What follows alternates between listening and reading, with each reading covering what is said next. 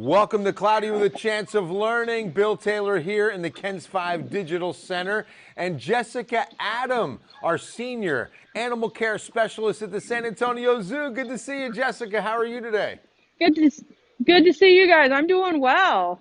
I'm so glad you're in the shade. It feels like 101. I'm watching the heat index closely for Yeah, it you. I does. hope you're hydrated. I hope the kangaroos are well hydrated. Yes, they are. We're definitely staying hydrated as best we can out here. So we are so excited to talk about kangaroos. You were just telling me we have 19 at our San Antonio Zoo right now? Yeah, so we have 19 that are in our kangaroo crossing experience. And then we have a couple more that are in the main habitat that we've had for several years now that are part of like an SSP program. So I So, guess you have but seen yeah, several kangaroos born into the San Antonio Zoo. Is that the case? yeah. So when we opened up the kangaroo crossing, we had 10 females, and then most of those have had joeys in various stages that have popped out of the pouch over the last several months. So we had the 10 adult females, then we had the two young males that were actually at the rodeo in February. So if anyone visited our area in the rodeo, they would have saw the two boys. They came into crossing, and then we've had 7 joeys come out of the pouch over the past like 3 months or so. So we're hearing the term joey for a baby kangaroo, Oh, right? yeah, And that's male or yeah, female, right? Joey. correct. Yeah. Joey or OI, or how's it spelled? Joey. So yeah, E. that's the term used for a baby kangaroo. A lot of different animals have different names for their babies. Goat babies are called kids. Bear babies are called cubs, and kangaroo babies are called joeys. Yeah, we have a Joey Reineagle here that does sports, so we're familiar. So let's talk about the region of the world kangaroos come from. We always think Australia, New Zealand, but that are Yeah. those the only countries? So kangaroos are the red kangaroos, which is what's in our kangaroo crossing area, are from the mainland Australia. So they're going to be found on that main continent. They're not found in New Zealand, as far as I am aware. Okay. But red kangaroos are found in the like grasslands, savannas, and open woodlands of Australia because they're built for moving across flat, open areas. They're built for speed, I like to say. Ah, nice. Yeah, So. exactly. Speaking of, how fast can they? Is it run or hop or? Uh, so they're gonna hop. So their two back feet that they move on will stay together the whole time. Like they don't move independently of each other like our legs do. So they'll hop and they can reach speeds up to about 35 miles per hour. So they can be What? booking it pretty well. That's Yeah. really And when they're, fast. yeah, and that's mostly going to be if they're being chased by a predator, they're going to move as fast as they can to get away from them. But then they can, when they're doing that, when they're moving at that speed, they're also doing leaps that are about 20 to 25 feet in length. So they're moving across the land real fast. I'm looking at some comments from our great Facebook followers here, and Ronnie brings up the climate of Australia. This kind of heat, is this something they're used to because of Australia's heat? Yeah, the heat's not so much a problem. It's mostly the humidity that the kangaroos will sometimes have issues with because in Australia they're in arid and semi-arid environments. And the way that they cool themselves down is they'll actually lick their fur. And then in Australia, when it's arid, the air will evaporate that and cool them down. We're a little bit more humid here in San Antonio, so they don't get that evaporative cooling like they would normally. So we do provide different ways for them to cool down. As you can see, we have this beautiful tree that provides shade. We have a shelter over there that has some misters. And then we also get ice blocks for them daily from our awesome nutrition center. And they'll have those that will melt throughout the day and give them nice cool water to help them cool down in different ways. We're talking to Jessica Adams, San Antonio Zoo's senior animal care specialist. Someone else is asking too, while I've got this question here. Jessica is asking, is the drive-through the only way you can experience the zoo right now? So right now we're kind of doing a split schedule on the how you can enter the zoo. So today and tomorrow you can walk in and enjoy the zoo as normal. Then Sunday, we're starting the drive-through zoo, but it's only going to be for part of the week. So I really highly suggest checking our Facebook page, checking our website, and seeing what we're doing, because we're kind of doing a flex schedule where some days are Okay. drive-through zoo, some days are walk-up, and that's really to help us, because all businesses are feeling the hurt right now. So we really want to give you guys the best opportunities to come visit the zoo, support us in a safe manner. Some people Exactly. don't want to come and walk through. Some people would prefer to. So we're giving you Exactly. both options, and we're hoping that San Antonio will stand behind the zoo and really help us out. Come visit in any way you can. I know, definitely, because the San Antonio Zoo is a nonprofit, and we always want to remind folks that it takes a lot of money to operate the zoo. It's upwards of $500,000 a week. So it's Yeah. crucial that folks don't forget our wonderful San Antonio Zoo in this time, whether that be drive-through or walk-up. And you have those great experiences, too, some great animal Yeah. interaction. How can people interact with the kangaroos? So if you come and do our kangaroo crossing experience, you will come into the area that I'm standing in now. I can pan around and you can kind of see what you'll be seeing. And you'll be in with the kangaroos. Depending on how the kangaroos are feeling that day, you'll be able to possibly get to touch them. There's some that are pretty okay with that. They're getting used to it. Others would prefer you to just look at them from a distance. But you could get the opportunity to touch them, and feel how soft they are, and just be closer than you are on a normal basis in a safe manner. We do require, if you do come to do this experience, you wear face masks. We have plenty of hand sanitizing stations to hand sanitize before and after you enter. So we're making it as safe as possible and still giving you that really cool way to connect with animals and make that connection with wildlife.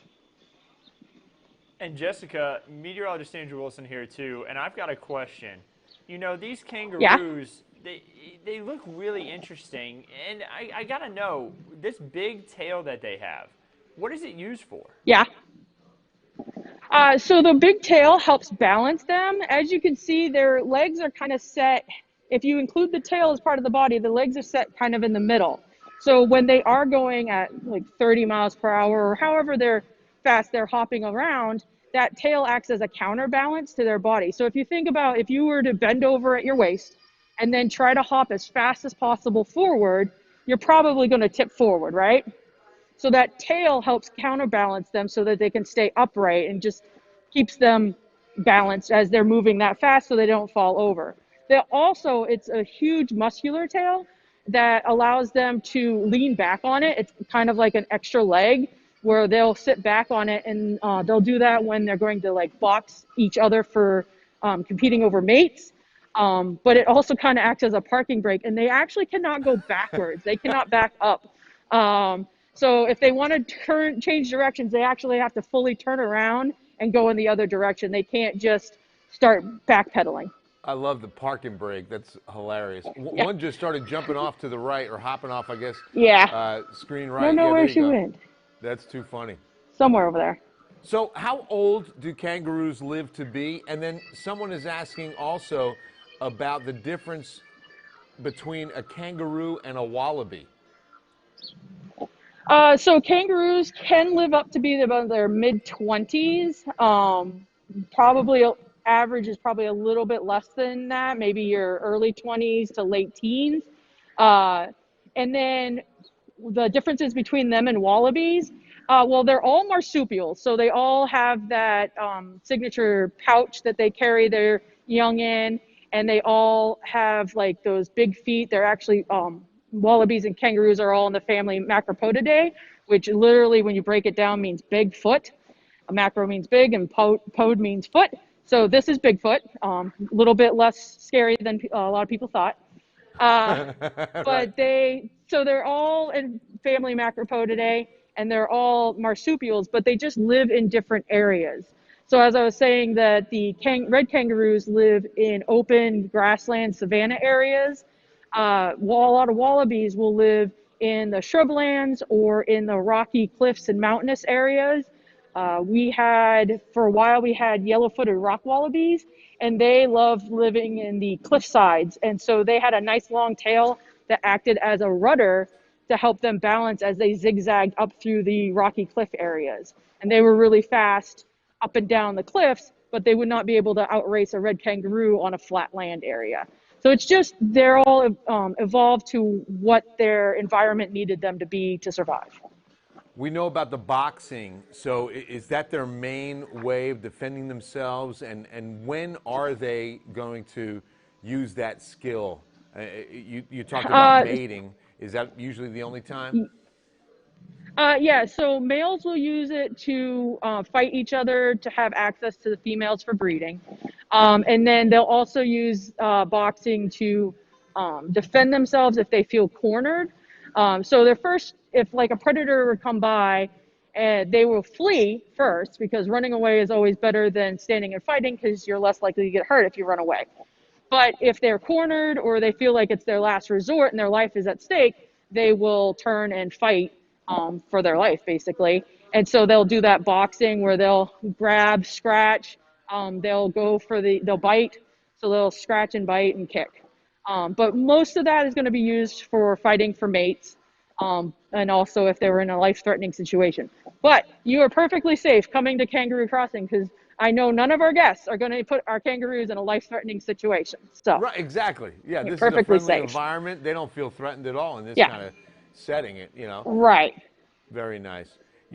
Is it the only animal with a pouch? Koala bears have a pouch, right? Or how many Yeah, different? so I don't know the number off the top of my head, but there are several marsupial species. So marsupials is the family that has the pouches. So you have kangaroos, wallabies, koalas, I've just wombats, and then North America has one species of marsupial that is native to North America, and that is the opossum. So they have a pouch as well. And what that is their babies are born very, very small. Kangaroos' babies are about the size of a jelly bean when they're born, and they crawl up into that pouch, and then they hang out there for the next about 8 months of their life, and they do most of their growing in the pouch on the outside of Wow, mom's body. that Yeah, small at birth. I had no idea they're that yeah. tiny. They're they're basically when they're born, they are a head with arms and a tiny body, and the rest of their body isn't even developed. It's just the arms are the most important thing to be developed because that's what they use to crawl up the hair. And mom licks a path to tell them like this is the direction to go, and then they follow that pathway up. And if they're not strong enough, then they'll possibly fall off of mom, and then they didn't make it. So, but here at the zoo, if that were to happen and we were to find them in time, we would try to get them back in the pouch and into a safe situation. But How many sometimes it's just the way nature works. how many babies will mom have like at a time? They will have one baby at a time, It is one but at a what's time. really cool, yeah, what's really cool about kangaroos is they'll actually delay the plantation of a fertilized egg. So they could be pregnant with two babies and one gets born, and then once it's coming out of the pouch, then the second one will be born. Really? So it's really cool. Yeah, Wow. marsupials are weird, man. Right. That's But it's a cool. really cool thing that they can do. So that helps them like be very efficient when the environment is perfect for and plentiful with food. They can pop out the babies a little bit faster and not have to wait for a male to come back around to have the second joey. Now, are the females the only ones with pouches, and are pouches only used really with babies? Yes, so females are the only ones with pouches. Males do not have pouches because they're not carrying the babies at all. That is just only the females' features. So many folks asking and loving your mask. Tell us about the mask you're wearing, Jessica. This is Teenage Mutant Ninja Turtles, Michelangelo, all the 80s kids out there. Awesome, awesome. Yeah, I'm going to definitely have some pizza for lunch now. That's definitely going to happen. yeah, Ronnie wants to cowabunga. know, what is the kangaroo's #1 predator? Mostly going to be dingoes, I believe, in Australia, because dingoes are pretty much the primary predator other than man that's out in Australia. But even then, dingo's not probably going to take on like a full-grown male kangaroo. Full-grown male kangaroo can be 200 pounds and about 6 feet tall. So they're probably, dingoes are going to go after like the smaller females or a joey if they can get, if one falls out of the pouch, snatch that before it can get back into its mom's pouch. But other than that, kangaroos are pretty formidable, even though they're vegetarian. So they're not even eating meat, they're just eating plants and stuff. Okay, and you know, we just had a lot of wildfires in Jessica in Australia, and I had heard that koalas ran into a lot of issue with those wildfires. Did that also impact the kangaroos? I'm not sure like the long-term impacts that it's having. It definitely harmed a lot of their habitats. I know that kangaroos were being rescued as well, especially since they're mostly terrestrial. So they were getting pushed around and through the wildfires. I don't know. Before the wildfires, kangaroos were definitely least concerned as far as the endangered rating goes. There's a lot of them out there. They're even like bred like on ranches and stuff and used for the leather and meat. It's becoming a very popular meat item to harvest these guys for that. So there's a lot of numbers. They're not endangered, not anywhere near like koalas were to begin with. So I don't know exactly. So there's a lot's happened since the forest fires in Australia. I don't know if I've seen any reports about how kangaroo populations are doing post the wildfires. Jennifer wants to know about the pouch. Can you explain the pouch on the female, like the size and how that operates? Okay. So the pouch is basically like this. How do I say it? It's like a muscle on the outside of the mom that covers her teats. And so the teats are inside the pouch. And so the baby will crawl up and inside the pouch and then latch on to one of the teats that are in there. And then it will just hang on and drink from that mom's milk and grow from there. The pouch will expand as the baby gets older. The pouch will expand out because it's a muscle. So it will just stretch. Oh, wow. And then once the baby leaves the pouch permanently, that pouch will start to contract back up and it'll go back to basically its original form. How old so it'll is be the tied up baby? against the belly. So the baby will be about 8 months when it starts coming out of the pouch. And then they can nurse, like keep going back and nursing for the first year. So around 12 months. Some moms will cut them off early. Some moms will let them probably nurse a little bit longer. But a year is about average as to when they're like, no, you really need to be your own independent kangaroo now. Yeah, you get out on your own now. So the nursing, Yeah, exactly. that all happens in the pouch as well. Yeah. Gotcha. Yeah. So, and that's also why they do one at a time. So you can't have like 2 kangaroos growing in that pouch at the same time because that pouch would have to expand huge at like when they're at about the 8-month mark. So once one joey is out of the pouch and only coming back to nurse, then there's enough room for, if they have a second pregnancy, that second joey can be born and get into the pouch and latch onto the other teat that's not currently being used. The joeys will always go back to the one that they started with. Speaking of eating, I mean, obviously when they're out of the pouch and becoming young adults, tell me what their diet is. So they're vegetarian, so they're going to eat a lot of root vegetables, a lot of plant life, leaves, the plants themselves, like they'll even eat the bark and the branches on some plants. Here we feed them a lot of romaine lettuce, kale, excuse me, spinach, carrots, sweet potatoes, things like that. And then we do various enrichment items. Enrichment's anything new or different that you add to the animal's habitat to give them a different experience.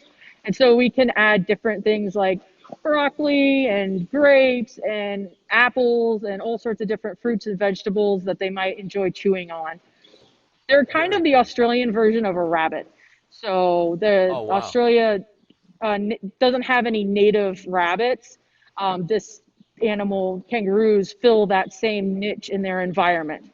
which is why the introduction of rabbits to Australia was very hard on the kangaroos and wallabies when it first happened. Oh, I bet that's true. Tell me about what part of the kangaroo just fascinates you, and you know what you enjoy about this animal in particular. Um, well, it's really fascinating their reproduction and how all that works because it's so different than a lot of other mammals. Marsupials in general are just really fascinating because, I mean, we're still learning more and more about them as far as how all that works. I'm sure there's some tricks that they still haven't revealed to anybody yet that we're still learning. And then what's really cool is like I can be this close to them and they can be really patient and like I don't know how to say it, but like they can be quite friendly and they're super soft. When you do get to touch them, their fur is really really soft, which is really So you interesting. say when you get to, so that doesn't happen too often that they're that willing to allow a human to pet them or anything.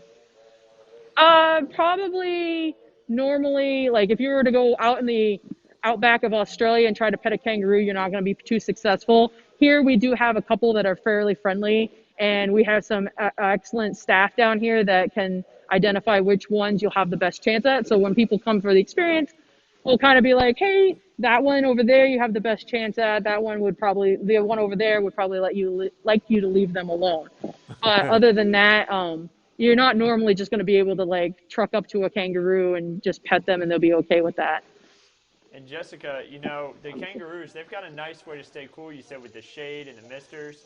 While people come Yeah. out to the zoo, is there a lot of ways for them to stay cool as well? Yeah, so we have the different concession stands you can buy drinks at throughout the day. We have the what's it called? Oh my gosh. Dole Whip. We have a Dole Whip. So after you come, I'm sorry, after you come and see the Kangaroo Crossing area, we have a stand right near the Kangaroo Crossing called Snackaroos, and they have what's called a Dole Whip. And if anybody's been to Disney, you may be aware of what this treat is, but it's actually a pineapple flavored sorbet ice cream that's served in Oh, a they're pineapple. amazing. And No, my daughter yeah, they are. Kendall They're really loves good. Dole Whips, and we tried to recreate one at the Yeah, house. Didn't go so well. It tasted okay, but you've yeah. got to be a pro at this. So I'm so glad you guys offer this right now. Yeah, we're gonna go check one out right now. Let me exit the crossing and let me get some hand sanitizer. Jen was asking about the kangaroo that was behind you in the shade there. How old was that one? Yeah, that was one of our full-grown adult kangaroos. So I'm thinking we don't know her exact age because she came to us as an adult. She wasn't born here, Oh. but she's probably around like 5 or 6. So about that age, still pretty young. And do they age the same way we do? You said life expectancy early to mid 20s. We know that like dogs age 7 times faster than human beings. Is that the case with Yeah, kangaroos? well, I guess if their life expectancy is about 25 and what humans' life expectancy is, I think an average of like what 70 to 70 to 80, 72. then I Yeah. guess yeah. So I guess they age like 3 times faster than us. If that makes sense. I don't. Now Enrique's coming in with some great dad jokes. He wants to know if kangaroos like hip hop music and if they still work at IHOP. That's good You'll stuff. have to come and ask them. Right. You have to come and ask them yourself. Oh, look at this. Or Oh, this is yeah. unfair. So he. Doesn't that look delicious? Yes. Oh. Yeah, so this is what our Dole Whip is.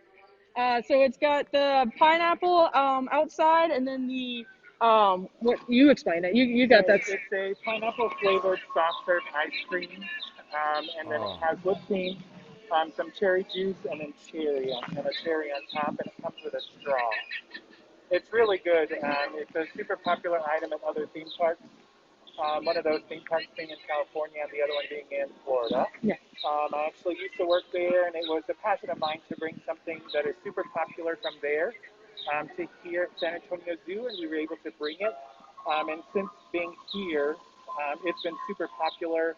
We've gotten a lot of positive feedback. Guests are super in love with the flavor, and it's really refreshing. And the fact that we have it inside a pineapple is actually pretty cool. You get to walk around with a whole pineapple. Yeah, I was going to say, you get to keep the pineapple. I mean, it's awesome. Yeah. That really looks good. That's a great addition. The Dole Whips Yeah. at the San Especially Antonio with Zoo. That's a way to being cool so off. hot. Yeah, with it being so hot, this is going to be like our number one way to cool off. Oh, yeah. It's very refreshing, and it'll cool your body down a lot. Well, this is awesome, guys. Thank you so much. I want to run through again with you, Jessica. The San Antonio Zoo is still now beginning to offer up the drive-through experience again, but you're also open to foot traffic as well. You are requiring masks like the ones you're wearing. I love the San Antonio Zoo mask he has on. That's really cool. Yeah. Yeah. Yeah, so the masks are strongly recommended for walking around the zoo. But if you do any of animal experiences, or you have to go into the any of the buildings or use the restrooms, masks are required because that's an enclosed area. So you're more than welcome to come out. If you don't want to walk around, though, definitely come check out our website and see what days we're doing the drive-through zoo. I'm pretty sure it starts on Sunday, though. All right, now, I got this. I know you can't see our Facebook friends and the feed here, but Tasha says, that's my boo. Now, I know I'm not Tasha's boo. Who's Tasha's boo? Yeah, it's got to be him. Yes. That's awesome. Yeah, well, I guess Tasha says hello. Hi. Well, thank you so much, Jessica Adams, Senior Animal Care Specialist, San Antonio Zoo. Always a pleasure. Can't wait till next week's field trip again. Really appreciate the time today. Stay cool, stay hydrated. Yes. And thank you guys for supporting us. Yes, Absolutely. All the time. Dole Whips are ready. That looks so delicious. Thanks again, guys. Have a wonderful weekend.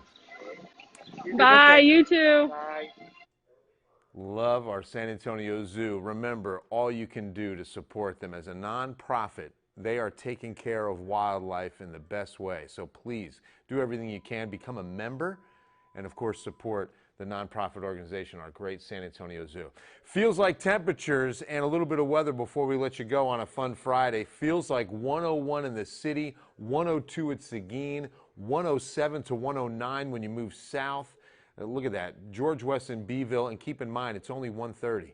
So we're going to continue to see these numbers climb on what your body thinks the temperature is. Then as we get into the weekend, it appears that we are going to go into some record temperature categories, okay? So today, we could be hitting a high near the record temp of 102. That's a 1917 record. That's a good old record high.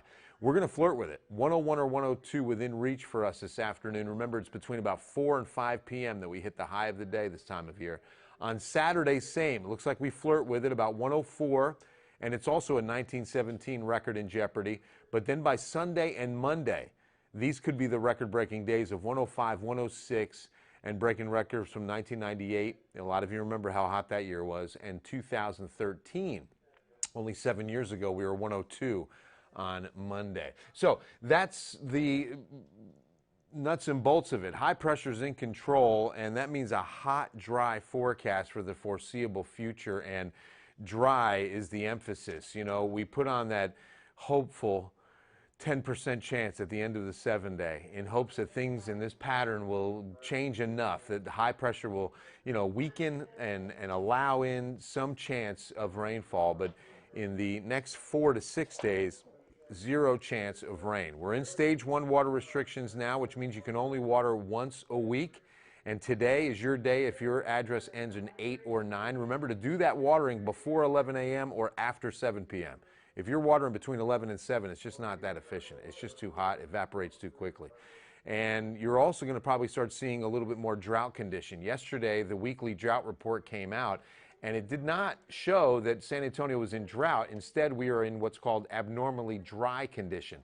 What did change is out west. For Uvalde down to Carrizo Springs, Crystal City, and into Eagle Pass and Del Rio, now a pocket of severe drought. We don't have any extreme on the map, but by next Thursday we will. I mean, we're going to probably see that moderate drought area expand a little bit farther.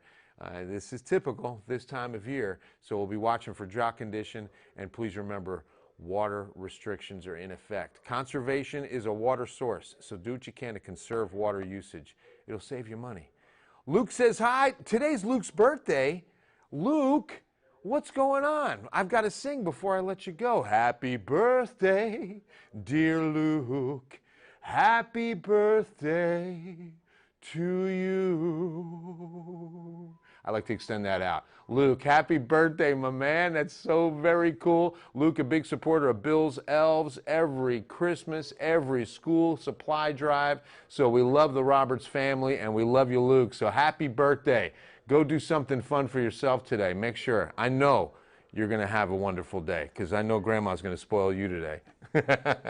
Have a wonderful birthday, Luke. Have a wonderful Friday, everyone. We'll see you on Eyewitness News First at 4. Andrew Wilson, Bill Taylor from the KENS 5 Digital Center. Happy Friday. Stay safe. We love you guys.